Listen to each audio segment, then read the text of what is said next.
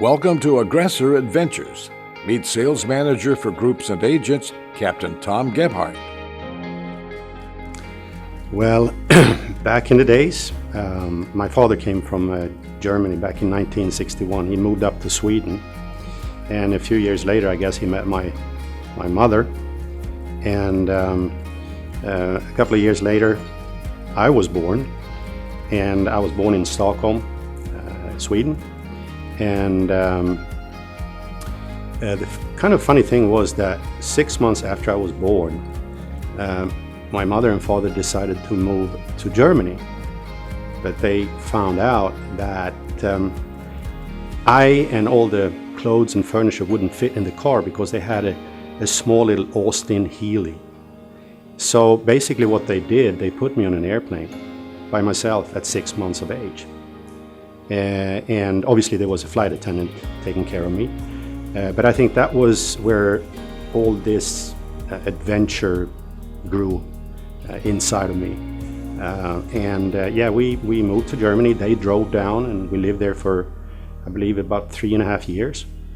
And after that they decided to move back to Sweden. And we moved to a small town just north of Stockholm. It's about an hour outside. It's where we have the huge archipelago with 27,000 rocks and islands. And that is basically where I grew up. But again, I'm coming back to the adventures part of myself was probably created when I was alone on that airplane at 6 months of age. Tom remembers his parents. Well, they were just regular middle-class folks. Obviously, my dad came from Germany. He grew up right after the Second World War and saw an opportunity to move to Sweden where, things were a little bit better at that time. And my mother, she grew up in Stockholm. Her parents, which were my grandparents, they came from way up north in Sweden. But she was born in Stockholm and grew up there, and very regular folks. My mother was an accountant pretty much all her life. And my father, he did a few different type of jobs when he first moved to Sweden, but then he worked pretty much the rest of his working life as a prison guard. They're very, very regular folks. We asked if Captain Tom was raised with siblings. No, I was the only one, so I was really spoiled rotten from the very beginning. He fondly remembers one special family pet as he was growing up. As a matter of fact, we did have one dog. We had a little dwarf schnauzer, a little one. We had him for about 10 or 12 years. And pretty much every summer when I went to my grandparents' house, because in Sweden we have about 2.5 months summer holidays, and obviously I usually brought the dog with me. They lived in the forest, no neighbors or anything, so I was always just playing around in the forest with my dog and looking for animals and all kinds of critters. So that was my interest when it came to nature and stuff like that, which led me further into what I have been doing for the past 25 years. Tom remembers his early education. That was in my hometown, which is called Norrtälje. It's a small place. It has had about 10,000 people living there in that town. Summertime, it grew to about 250,000 people because all the folks from Stockholm came out to their summer houses and they had their sailing boats. It was pretty much everybody that lives in that town and around that area. All of them have boats. But yeah, I went to school, did the normal stuff, got in trouble off and on, and managed to scrape by. And he revisits his childhood dreams. My childhood dreams was really adventure, to be quite honest. I realized quite quickly, probably in high school, that I wasn't meant to continue studying.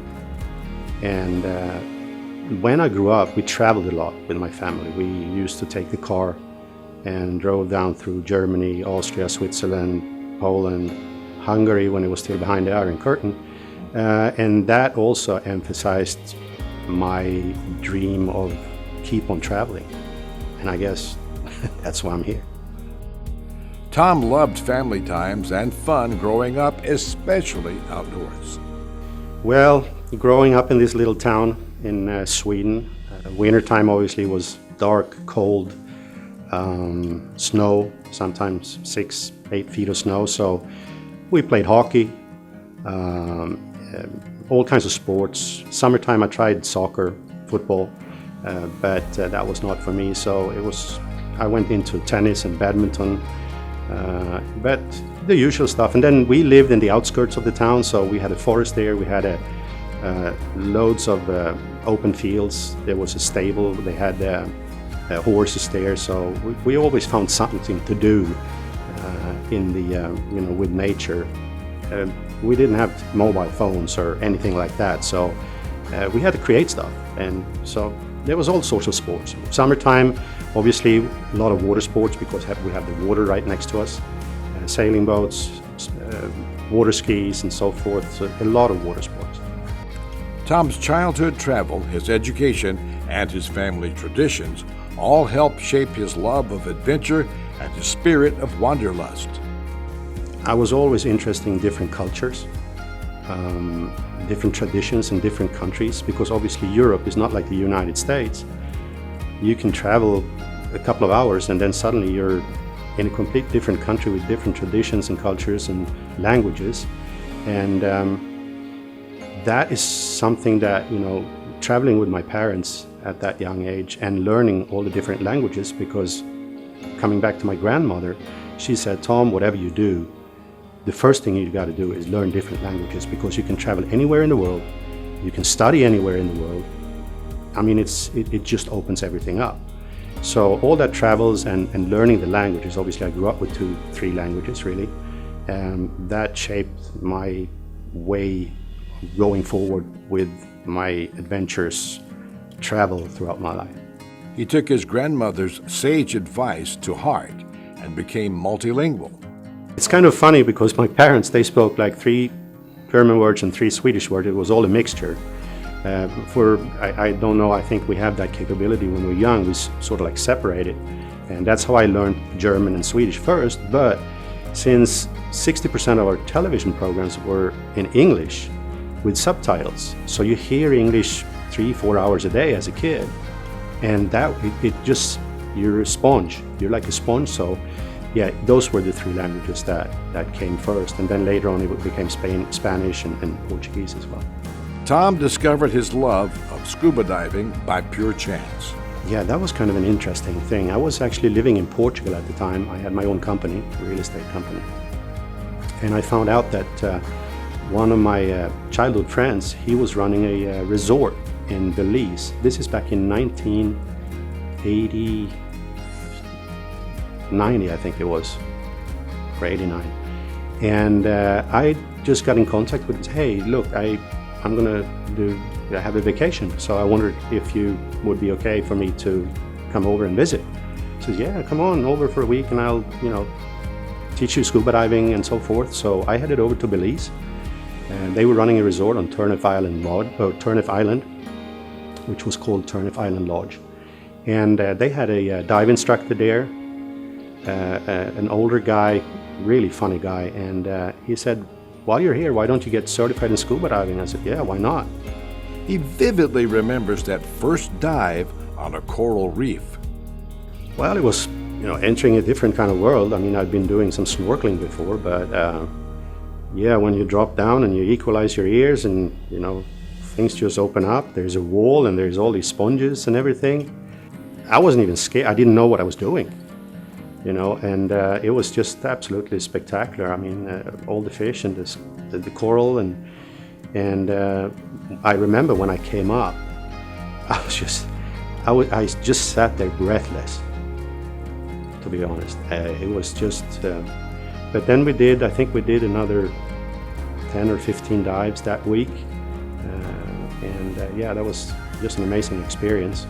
Tom reflects upon how his previous life experiences led to his current career with Aggressor Adventures. Yeah, that's kind of interesting because, as I said, I was running my own business in Portugal for about 5 years. It was a real estate business, and it was quite successful because it was actually a time when it was really hard. I had 2 partners, and one was from Finland, one was from Denmark, and then me from Sweden. So we focused on clients from Northern Europe. And they called us the Three Musketeers because we approached the whole thing a little bit different. We all had background in timeshare sales. And at one point, and this was right after I came back from Belize, I said, you know, I'm kind of bored with what I'm doing, selling real estate, even though it was successful.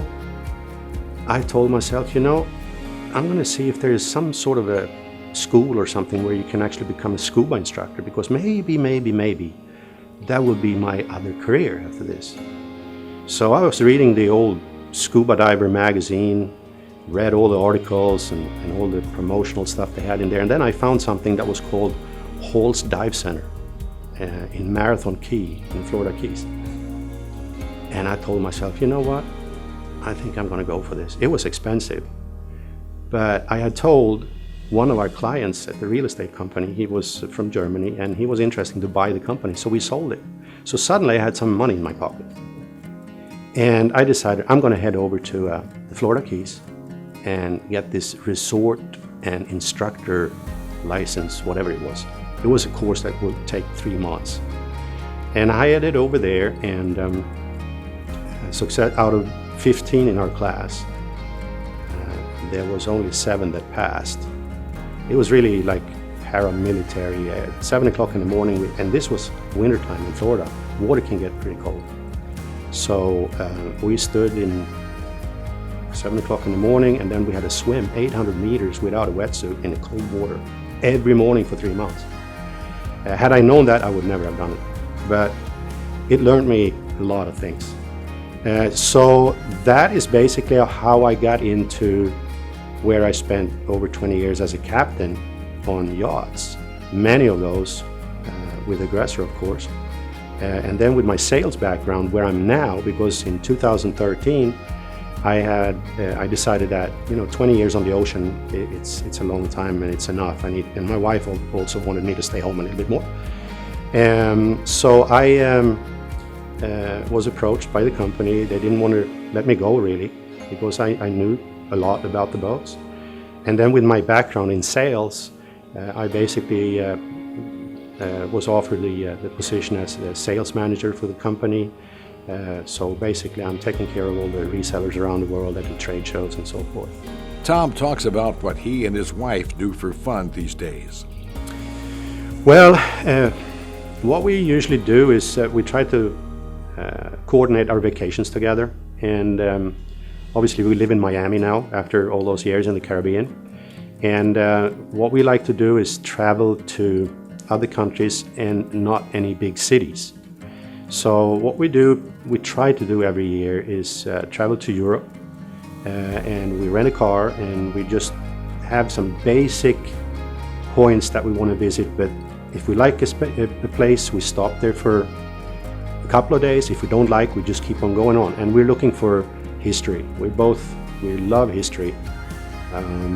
But then we also have a place in Brazil. So as a matter of fact, each and every year we try to head down to Brazil and just enjoy the food and the caipirinhas and you know, the life, because my wife is Brazilian, so that helps.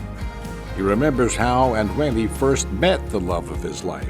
Yeah, my wife, we met in, if I may make a long story short, we were just coming back from a charter, come back into Georgetown. And at that point, we are starting to scrub down the boat, and we're sort of like scruffy looking, like old sailors kind of. And I see this girl sitting in one of the gazebos in the harbor having lunch. And, you know, in the old days, you whistle and blink and stuff like that. And she just looked completely uninterested. And one of the other crew members comes up, and we're scrapping the deck there. And I had just seen this movie with Clint Eastwood where he was a Secret Service agent. And I used the quote from that movie. I told my crew member, look, she's going back to the office now. If she turns around, she's interested. If she doesn't, she's not. Later on, 3 weeks later on, I met her at a bar, and the rest is history. We basically started to dating. This was in 1997. And then in 2000, we got married on the beach, barefoot. And we now live in Miami. She's originally from Brazil, but she's an American citizen. She lived up in New York for, I think, 15 years before she moved down to the Cayman. Aggressor Adventures, for your adventure of a lifetime.